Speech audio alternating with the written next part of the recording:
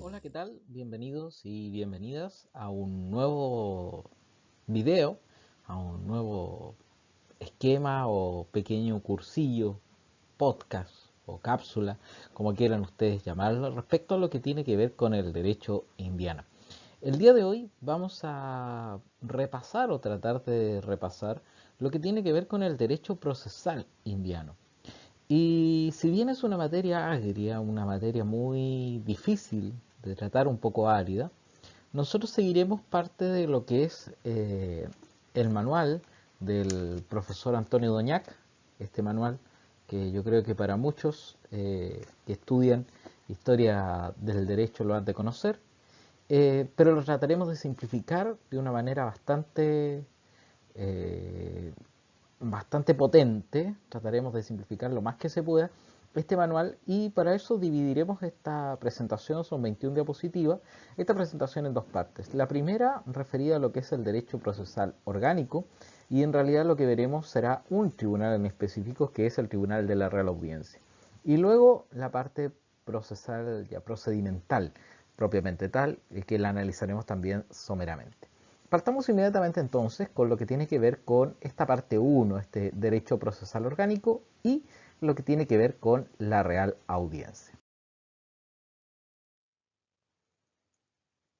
¿Qué tenemos nosotros? Bueno, la Real Audiencia va a ser el principal organismo jurisdiccional o el principal tribunal y el de mayor jerarquía que pueda existir en el continente americano. Es un tribunal de mucha importancia y que será el último en dar su veredicto antes de que las causas, si es que tienen la condición, puedan irse hacia el continente europeo y ser resueltas por el Consejo de Indias o por el mismo rey. Pero para América es el principal órgano jurisdiccional que tiene la mayor jerarquía dentro de todo lo que es el continente latinoamericano. Y va a existir en distintas partes, en distintos lugares. Van a existir audiencias que se van a ir configurando con distintas competencias y radios jurisdiccionales. Existirá una en Chile, existirá una en Perú, existirá una en Charcas, una en Buenos Aires, etcétera, etcétera. Su origen se remonta al derecho castellano. Ya existían en Europa estas reales audiencias, pero en América logran tener un tinte distinto a las que existían en Europa. Estas reales audiencias aquí en América tienen también funciones, entre tantas, porque tienen varias funciones jurisdiccionales, administrativas, que también las tenían en el continente europeo. Aquí tienen funciones políticas también. ¿Y por qué tienen esas funciones? Bueno, una de las características del derecho indiano es que es asimilable al hispano y que también regula o crea instituciones muy parecidas al derecho hispano o al derecho europeo, pero que tienen características distintas. Se crean instituciones iguales o parecidas a las que existen en Europa, pero les dan otras características. ¿Bajo qué premisa? Bajo la premisa de que estamos en América, un continente lejos de Europa y que no tiene la presencia del rey, y que por ende necesita tener otras facultades los organismos que se van creando. La primera audiencia, la primera Real Audiencia, fue creada en Santo Domingo en el año 1511 y fue considerada un tribunal prácticamente de apelación, o sea, un tribunal de segunda instancia. Su función específica era frenar los abusos que estaba cometiendo Diego Colón en la zona caribeña, o sea, proteger al indígena. Hay un hilo conductor dentro de lo que es las instituciones de la época indiana, y eso tiene que ver con la protección del indígena. También en Nueva España, en el 1528, se crea otra Real Audiencia, y también tiene como tiene como objetivo, frenar las ambiciones de Hernán Cortés, también dentro de lo que son los abusos a los eh, indígenas. Así que en un primer momento se crean estos máximos tribunales de América como una forma de frenar este abuso de los conquistadores para con los para con los indígenas existentes en América. Así nosotros vamos a descubrir, luego de esa génesis bastante sucinta de lo que es la Real Audiencia, nosotros vamos a encontrar que estas reales audiencias que se van estableciendo van a tener diversas clasificaciones, dependiendo de quién va a presidir o dónde va a estar ubicada esa Real Audiencia. Vamos a tener reales audiencias virreinales que van a ser precedidas por el virrey, es el caso de la audiencia del Perú, audiencias pretoriales que van a ser dirigidas por un presidente o un gobernador, el caso de Chile, y las audiencias subordinadas que están a cargo de un presidente letrado, pero que le piden el parecer al virrey. En este caso tenemos la audiencia de Charcas. Territorio de Charcas, actualmente territorio de la República Plurinacional de Bolivia. Son estas tres clasificaciones que, si ustedes se fijan, tienen que ver con quién es el que va a presidir esa institución jurisdiccional. Virreinales va a estar el virrey, pretoriales va a haber un presidente o gobernador, subordinadas un presidente letrado que le va a tener que pedir el parecer al virrey. En el caso chileno, nosotros tenemos que nuestra Real Audiencia se creó primeramente con sede en Concepción en el año 1563 y funcionó solamente 10 años ahí. Luego, obviamente, después de las distintas oleadas de los pueblos araucanos en contra de las posesiones y los territorios de los españoles asentados ahí, la Real Audiencia tuvo que cerrar sus puertas y ser suprimida. Va a estar suprimida casi 30 años, ya que el 22 de abril de 1605 es cuando se vuelve a establecer en Santiago, comenzando sus funciones 4 años después, cuando se dicta su reglamento, y se establece en el lado norte de la Plaza Mayor o la Plaza de Armas, en el edificio donde actualmente se ubica el Museo de Historia Nacional. Allí funcionará el Palacio de la Real Audiencia hasta 1811, cuando en los albores de este proceso independentista del siglo XIX se cree el Supremo Tribunal Judiciario o Tribunal Supremo Judiciario, como se estableció en la carta, una especie de carta constitucional de aquel tiempo, pero que tribunal que va a tener muy corta vida, ya que a los 3 años después las tropas españolas, logran apoderarse nuevamente de la Capitanía General de Chile, restaurándose en 1814 y suprimiéndose definitivamente en 1817 por el Supremo Tribunal o la Corte Suprema de Justicia y las Cortes de Apelaciones que se establecen ya en la Constitución de 1818. Esta Real Audiencia en Chile va a tener horarios bien especiales de trabajo. En el verano va a sesionar de 7 a 10 de la mañana, en invierno desde las 8 hasta las 11 de la mañana, va a sesionar un poco más tarde, hace más frío, hay que levantarse más tarde, y los acuerdos van a ser los lunes y jueves a las 3 de la tarde en invierno y a las 4 de la tarde en el verano. Así se trabajaba en la Real Audiencia, por lo menos en el caso de lo que es aquí en Chile. Y este es un plano que simplemente lo pongo para ilustrar respecto de cómo estaba la Real Audiencia establecida en Chile. Ustedes a mano izquierda, no se ven los numeritos, etcétera, pero yo les voy a explicar. Hacia el lado izquierdo y derecho, en la parte de abajo, que es la entrada, el frontis, todo eso era la parte jurisdiccional. Hacia atrás quedaba lo que son las casas y ese lado amarillo que se ve ahí, que son unas remodelaciones que se le encargaron a Joaquín Toesca en el siglo XVIII, son lo que tiene que ver con la herrería y la fundición. Sin perjuicio que había una carbonera igual en la zona cercana a lo que es los lugares donde se trabajaba en el tribunal, en situaciones jurisdiccionales propiamente tal, que están específicamente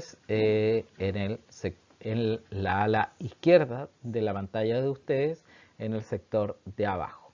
¿Ya? Pero eso es para simplemente mostrarles cómo era la Real Audiencia y que también dentro de este palacio, dentro de esta conformación, también estaba la casa del presidente que presidía esta Real Audiencia.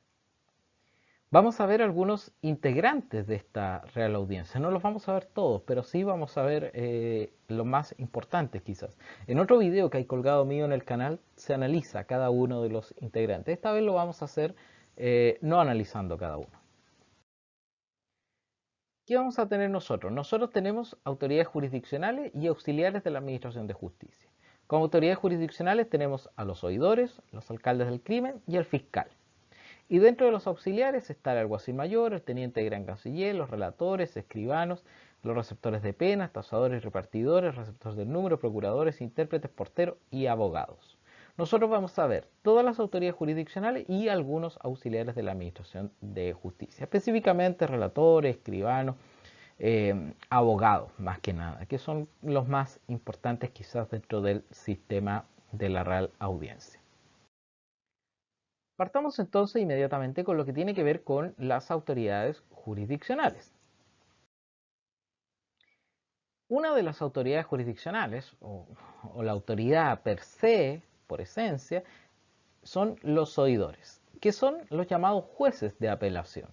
En Chile fueron 4 jueces, los cuales obviamente no fallaban los 4. Vamos a ver que va a haber uno que es presidente. Ya sabemos que dentro de las clasificaciones de la Real Audiencia está que habían reales audiencias pretoriales que eran presididas por un presidente o el gobernador, en este caso por el presidente elegido dentro de los decanos. Por tanto, los jueces que fallaban eran 3. Estos jueces van a tener autoritas, o sea, van a tener ese conocimiento judicial. Van a ser personas que están versadas en el derecho, que son abogados, que han estudiado derecho. No son cualquier persona. No son como el pretor romano, que era un funcionario simplemente un funcionario que hace carrera política y que llega a una magistratura. Aquí no, son personas que saben derecho. Ellos vestían, por ende, al saber derecho y al estar investidos de la calidad de oidores, tenían la posibilidad de vestirse de una manera distinta a cómo se viste el común de la gente. Ellos vestían una garnacha, que es una túnica de color negro que de medio cuerpo, que les da la autoridad y los representa. La gente cuando los ve con esa garnacha entiende que son oidores y les tiene ese respeto. Los 4 oidores en el caso chileno, actuando de consuno, o sea, actuando en conjunto, van a representar al rey ellos, esos 4. Si actúan 3, si actúan 2, si actúa 1, no representan al rey, pero si actúan los 4 en pleno, ellos van a representar al rey. Para asumir el cargo de oidor deben rendir fianza, o sea, deben rendir una caución, una garantía. ¿Para qué? Para, de alguna manera, simbolizar que van a ejercer bien su cargo. Estos oidores, al ser nombrados, estos jueces de la Real Audiencia, al ser nombrados, van a tener ciertas prohibiciones. No van a poder hacer visitas sociales, apadrinar bautizos o matrimonios dentro del radio de su jurisdicción, no van a poder recibir regalos, tener casas, chacras, tierras, minas, etcétera, dentro del lugar de su jurisdicción. Ellos tienen que haber nacido en un territorio jurisdiccional distinto. Ellos no pueden vivir o haber nacido o estar habitando el territorio donde ellos van a ser jueces. Por ejemplo, los jueces de Real Audiencia, en el caso chileno, no podían haber nacido en la Capitanía General de Chile. Tienen que haber nacido o en el Virreinato del Perú, o en el de La Plata, o en Nueva Granada, etc. ¿Ya? Pero no en Chile. ¿Por qué? Porque así se evitaba, de alguna manera, mantener relaciones con otras personas o tener vínculos que de alguna manera entorpeciera o creara una especie de implicancia para ese juez respecto a cómo va a fallar. ¿Ya? Para evitar esa imparcialidad se creó esa norma de que no podía haber nacido en el territorio donde va a ejercer justicia. Tampoco podía alojar abogados, relatores o escribanos, dar dinero a censo. El censo es una especie de préstamo que se paga anualmente. No puede tener más de 4 esclavos, no puede casarse en su jurisdicción, ya que también genera el mismo vínculo que ya veníamos hablando, y tampoco podrá ejercer la abogacía. Ellos son abogados, son instruidos en derecho, y no podrán ejercer la abogacía siendo que están trabajando como jueces. Eso es por una razón lógica. los abogados no podemos estar litigando cuando somos a la vez jueces, ya que nos podemos pillar con causas que nosotros mismos deberíamos resolver y eso no es ético ni tampoco garantiza la imparcialidad del cargo jurisdiccional que se nos esté otorgando.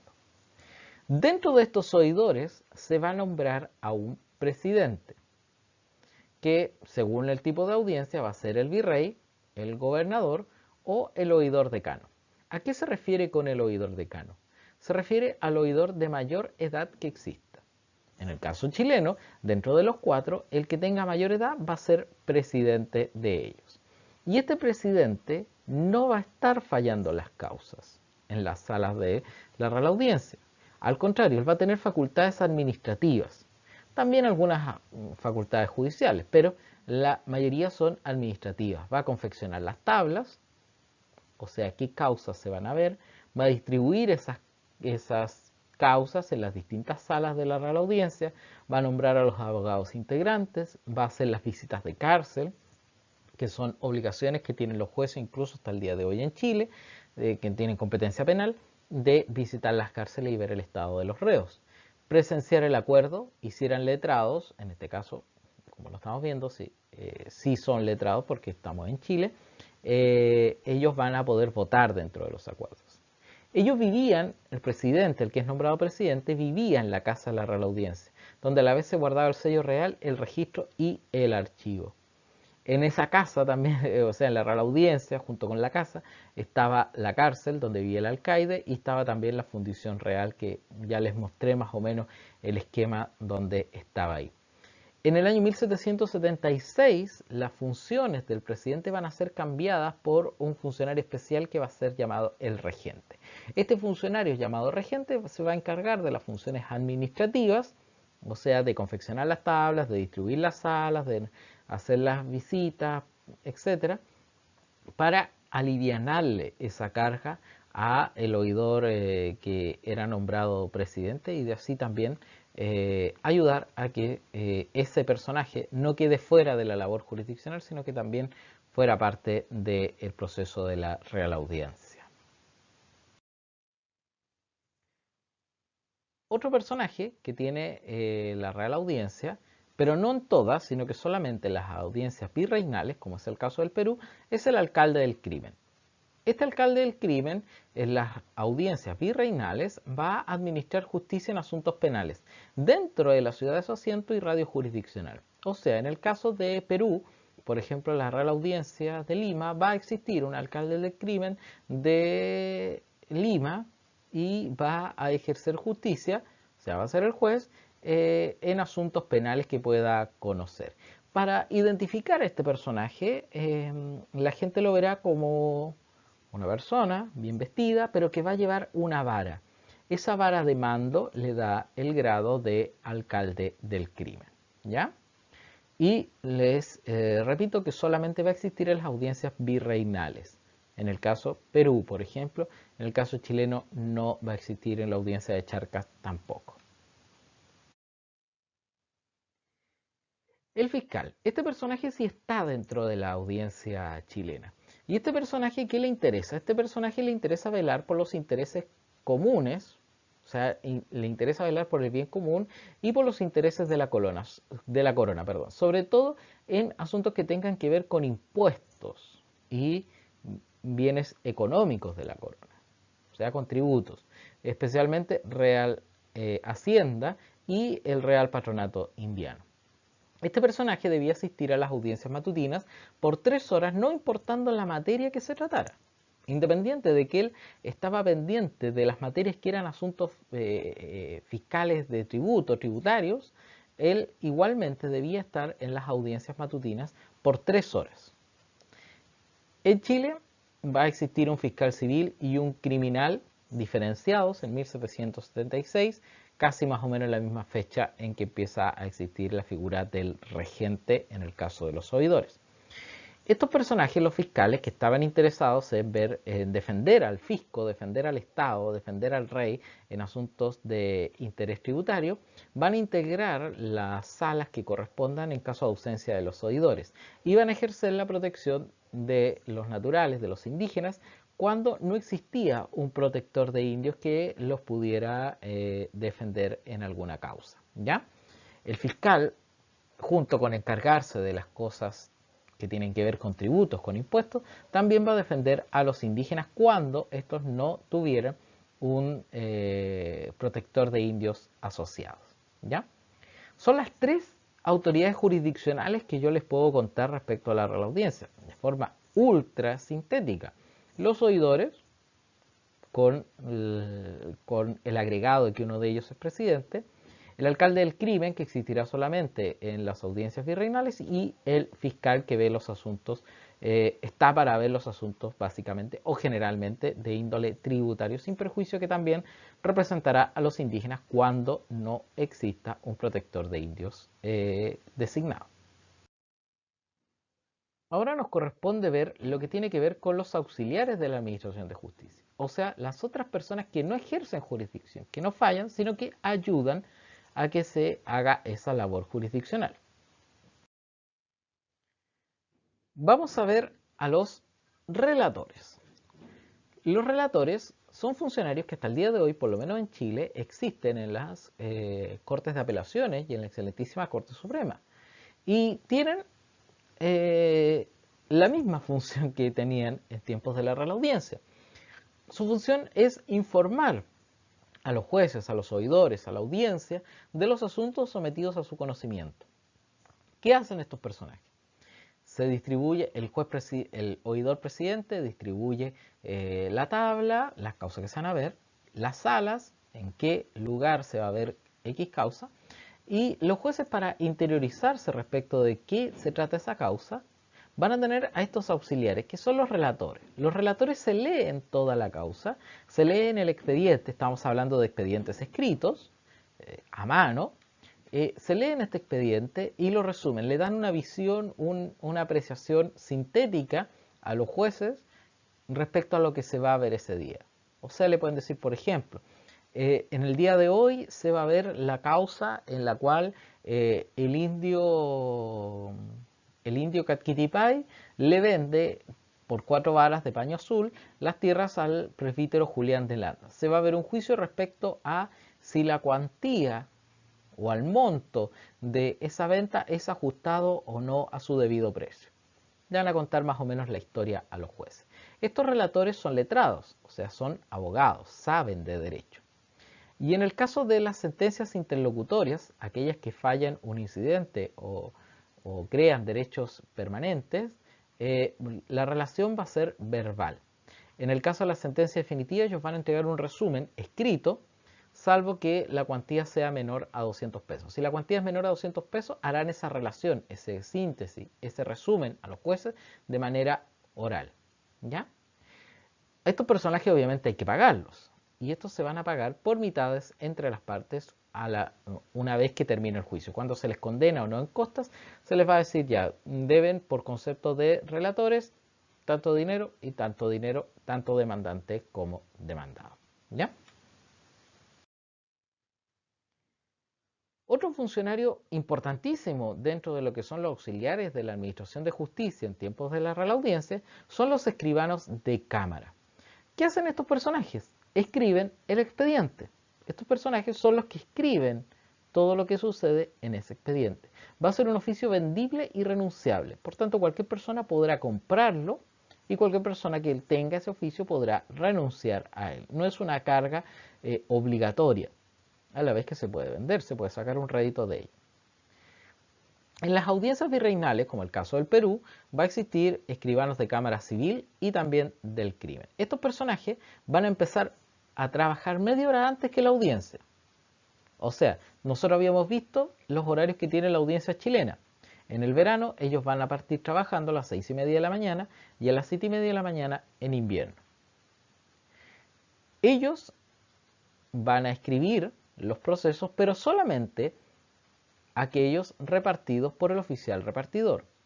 Ellos van a ser guiados, o sea, ellos van a recibir el trabajo de parte de otro funcionario, que es el oficial repartidor. Una vez que el presidente de la Real Audiencia hace la tabla, distribuye las salas, se distribuyen las causas que se van a ver, hay un personaje que va a repartir esas causas que va a ir con las causas físicamente en su mano y las va a ir a repartir entre las salas que le corresponde ver aquella. Solamente el escribano de cámara podrá conocer de esa causa una vez que la reciba de ese personaje que, en base a esa distribución que ya se ha hecho por el oidor presidente, la reciba.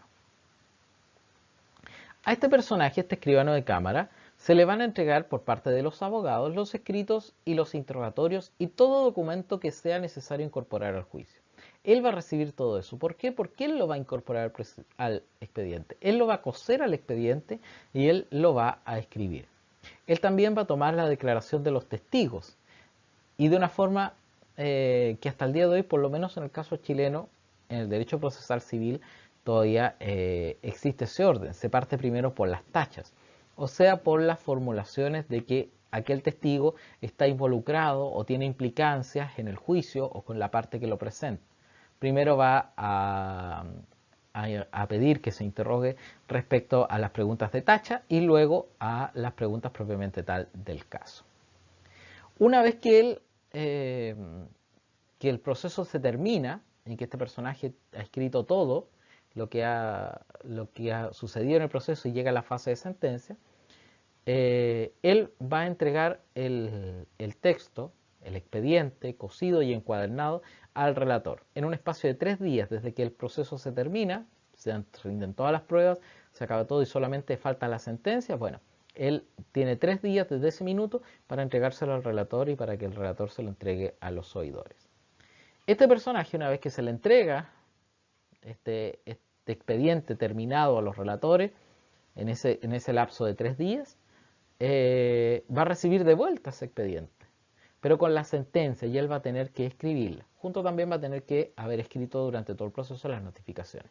A este personaje los abogados le van a pedir las copias de las cosas, porque él lleva el expediente, él lo conoce, él lo escribe, por tanto él puede generar las copias, lo que va a significar que este caballero copie de su puño y letra lo que está ya escrito por él, ¿ya? Para eso va a cobrar una cantidad de dinero, por eso se dice cobra derechos. Pero esos derechos deben ser en dinero. Él no va a poder recibir comida u otros emolumentos, regalos o lo que ustedes quieran por hacer las copias. Él necesita que se le pague en dinero, no en comida, ¿ya? En el caso de que los litigantes sean indígenas o sean pobres, ellos no van a tener que pagarle a este personaje, ya que ellos gozan del beneficio de pobreza. Por tanto, no tienen que pagar las copias que el escribano de cámara les tenga que cobrar en algún minuto. Otro funcionario auxiliar de la Administración de Justicia importantísimo es el abogado o los abogados. No hay abogadas, sino que son solamente varones en ese tiempo. Y van a ser los principales auxiliares de la Administración de Justicia. Ellos rendían su examen para ser abogados ante la Real Audiencia y debían matricularse en la Real Audiencia en la cual ellos iban a trabajar. Por ejemplo, podía dar mi examen de Derecho una vez que yo terminé mi grado de bachiller en leyes, etcétera, en alguna universidad de América. Yo puedo ir y dar mi examen en la Real Audiencia de Lima. Y ahí voy a matricularme. Cuando yo me matriculo, yo quedo dentro de la lista de los abogados que puede litigar, que puede llevar juicios en el radio jurisdiccional de esa audiencia. O sea, yo podría llevar juicios en Lima, en Perú, por ejemplo. También en la audiencia, en la Real Audiencia, perdón, él va a tener que jurar no colaborar en causas injustas. Más o menos el mismo juramento que, por lo menos en Chile, existe, que se hace en la Corte Suprema de Justicia. Y ahí un punto y un paréntesis. Parece que ahí vemos los resabios, tal como opina el juez Daniel Urrutia, aquí en Chile, que la Real Audiencia parece ser un resabio o la continuadora legítima y sin solución de continuidad, así que inmediatamente la continuadora de lo que es este Tribunal de Real Audiencia indiano y que tiene su fuente en el derecho castellano, que tiene su fuente en la Edad Media. Y así vemos cómo el sistema chileno parece que está anclado dentro de una especie de Edad Media. Pero bueno, volvamos a lo que tiene que ver con nuestro derecho indiano y este personaje que es el abogado. En el caso de los bachilleres, o sea, quienes no han jurado todavía, estos no podrán sentarse junto a doctores y licenciados. Existe una diferencia entre quien no ha jurado y respecto a quienes ya juraron. ¿Ya? Es una diferencia que los marca, les hace decir tú eres distinto a mí. Es una diferencia que, vuelvo a poner un paréntesis, hasta el día de hoy todavía existe, por lo menos aquí en Chile. Tenían la obligación de indemnizar a su cliente si es que se le causaba daño por su culpa. O sea, si el abogado era negligente, debía indemnizar al cliente por todas las pérdidas que esta negligencia le generase. La remuneración del abogado debía establecerse antes de iniciar el juicio y no consistir en parte de la cosa litigiosa ni obtener parte de la ganancia o resultado del juicio. O sea, no se puede hacer un convenio con el cliente y decir, usted me paga, cuando le den la indemnización, me paga el 10% de esa indemnización. No, debía cobrarse una cantidad independiente de la indemnización, en este caso que estamos ejemplificando, independiente de esa indemnización debía cobrarse una cantidad. ¿Ya? No podía abandonar la defensa si no terminaba la causa.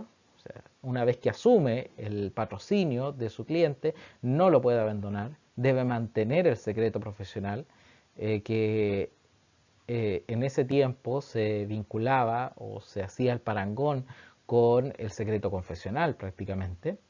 No puede hablar sin autorización ante estrados, o sea, no puede llegar y presentarse en el tribunal y decir cualquier cosa. Primero debe pedir la venia para hablar o el permiso para hablar respecto a los oidores de la Real Audiencia.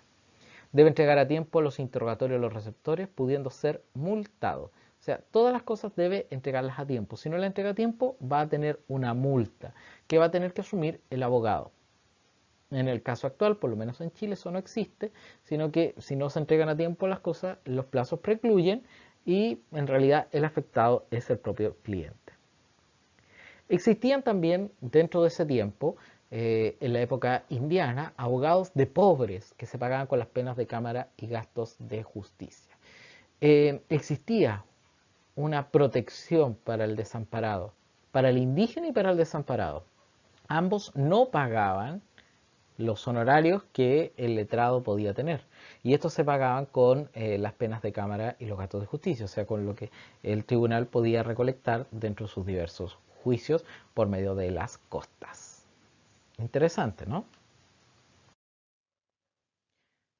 Ahora los quiero invitar a que vayamos a la parte del derecho procesal indiano formal o procedimental. Veamos cómo opera prácticamente el sistema procesal en aquel tiempo.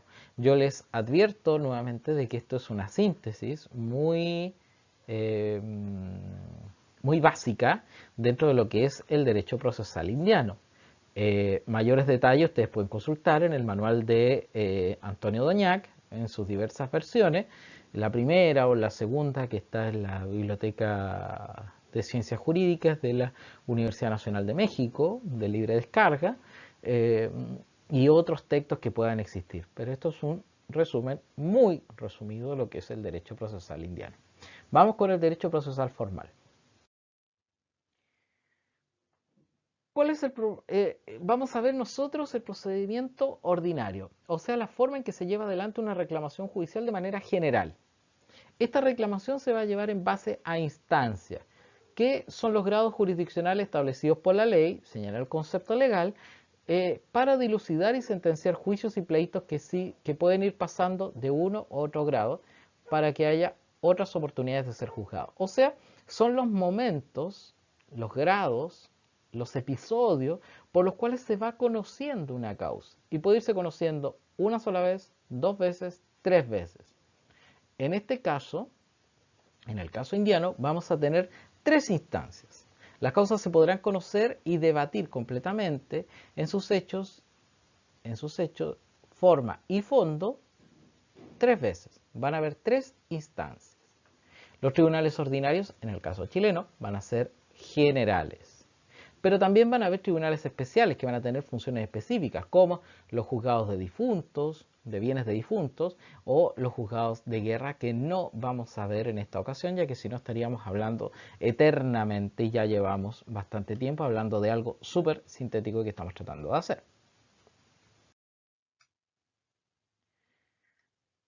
Dentro de un punto de vista ordinario o general, nosotros vamos a tener estas tres instancias. Lo vamos a centrar en Chile.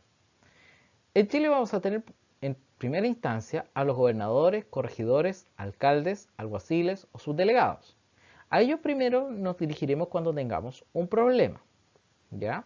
Estos personajes se encuentran en Chile. El alcalde está en el cabildo, va a ser quien preside el cabildo. El corregidor va a mantener una unidad más grande, casi como una provincia. El gobernador, toda la capitanía, etc. Primero nos vamos a dirigir ante estos personajes. Si no nos queda bien la solución que ellos dan, vamos a requerir a una segunda instancia o primera suplicación, como se llama. Y ahí vamos a llegar a la Real Audiencia. Por eso en un principio, cuando nosotros veíamos la evolución de la Real Audiencia, veíamos que este era tratado como un juzgado de apelación, porque es una segunda instancia, la segunda vez que se ve la causa, y que en ese tiempo se llamará primera suplicación. Si no quedamos conforme con lo que la Real Audiencia aquí en Chile o en el país donde estemos, no quedamos conforme con lo que la Real Audiencia nos quiere decir, nosotros podemos llegar a una tercera instancia o una segunda suplicación. Y eso va a ser en el Consejo de Indias, que está en España, en Europa, al otro lado del Atlántico. De partida ya es difícil llegar al otro lado del Atlántico. Es muy difícil por distancia geográfica, pero a la vez tampoco se va a llegar inmediatamente. No es como pasar del alcalde del cabildo a la Real Audiencia. No, aquí hay una barrera o hay un requisito fundamental para llegar al Consejo de Indias, que es que la causa valga más de 6.000 pesos de oro. Si la causa vale más de 6.000 pesos de oro, yo podré, si no estoy de acuerdo con el fallo que me dio la Real Audiencia, llegar a una tercera instancia o una segunda suplicación en el Consejo de Indias en España, y que definitivamente lo falle el rey esa causa. ¿Causas chilenas que han llegado ahí? Pocas.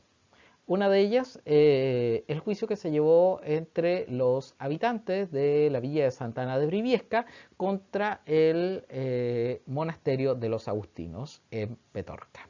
Eso es un ejemplo de una causa que llegó al Consejo de Indias y que se guarda actualmente en el archivo de Simancas, allá en España. Pero, como todo en el derecho, siempre hay una excepción.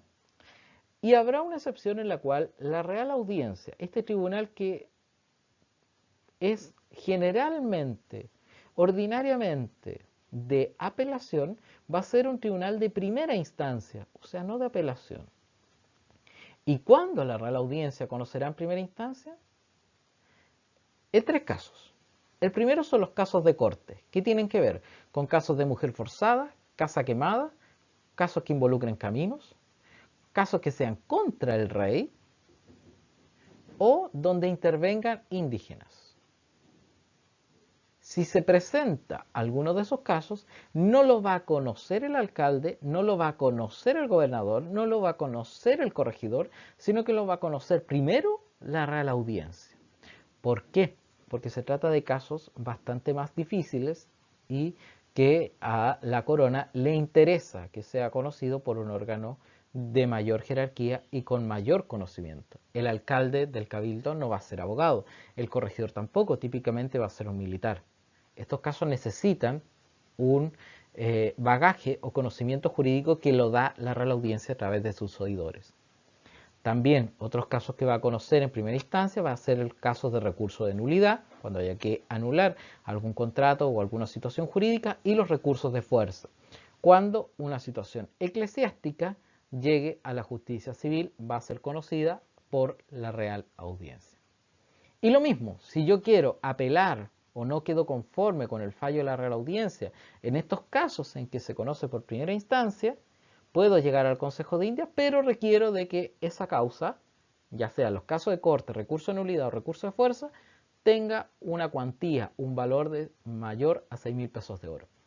Si no, no podré llegar al Consejo de Indias en España. ¿Cómo se fallan? ¿Cómo se llegan a los acuerdos en la Real Audiencia? Bueno, los acuerdos son secretos y en ellos estará el presidente de la Real Audiencia. Si es letrado podrá votar, los oidores, obviamente porque son los jueces, y el fiscal si es que tiene que ver con temas tributarios o si está integrando la sala. ¿Cómo vota? Primero vota el oidor de mayor edad y luego los de menor edad. También votará el presidente, como les decía, si es que este es letrado o si es abogado. Los juicios se van a fallar en orden de conclusión, o sea, el primero que se termina, ese se falla y así sucesivamente, prefiriendo los que tienen causas o los que tienen que ver con privilegios de pobreza. O sea, alguien actúa con privilegio de pobreza, se va a fallar primero ese caso, independiente que haya sido fallado después de otro que estaba listo para llegar a un acuerdo. Y bueno, eso era lo que yo quería plantearles el día de hoy. Como les dije, es un resumen muy esquemático, muy sistematizado de lo que es el derecho procesal indiano. Hay mucho más que decir.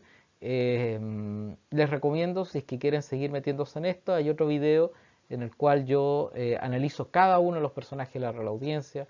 Hay otro en que analizo el proceso respecto a una película, a un documental Tupac Amaru, que si bien me han hecho la salvedad y lo entiendo, y también lo entendí así cuando lo hice, no es que Tupac Amaru haya sufrido ese procedimiento, es una película, pero es la única forma que tengo pedagógicamente para mostrarles más o menos cómo era un procedimiento en épocas en que no había cámara, no había WhatsApp, no había prensa, no había nada, no había ninguna forma de mostrar cómo era el proceso de la audiencia.